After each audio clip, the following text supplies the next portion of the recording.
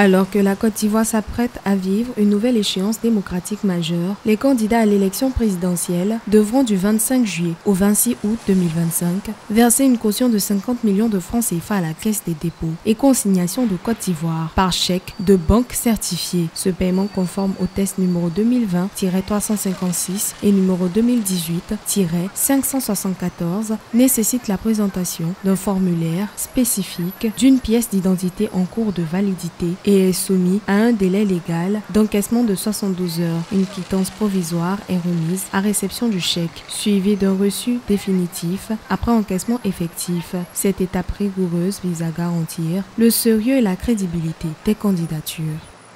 Le montant de la caution agit comme un filtre. Combiné à l'exigence de parrainage, ce montant-là vient renforcer l'avantage des partis qui sont bien structurés et qui sont déjà capables de mobiliser des réseaux et des fonds. Tout cela au détriment de certaines candidatures indépendantes. Le gouvernement justifie ces mécanismes-là par la nécessité d'éviter les candidatures qui sont dites fantaisistes. À 2 mois des élections, la scène politique ivoirienne reste floue. Ni Laurent Gbagbo, l'ancien président revenu en 2011 avec son PPACI, ni Tidiane Thiam, espoir du PDCI-RDA, ne figurent sur la liste définitive des candidats. Le RHDP parti au pouvoir continue d'entretenir le suspense sur la candidature d'Alassane Ouattara, président en exercice toujours silencieux, sur un éventuel 4e mandat. L'exclusion des figures de l'opposition crée indéniablement un vide et une tension politique. Pour un électorat qui est déjà sceptique, c'est une raison supplémentaire de démobilisation. Quant au silence du président Ouattara, ça lui permet d'éviter une cristallisation trop précoce des critiques sur un éventuel 4e mandat du président Ouattara,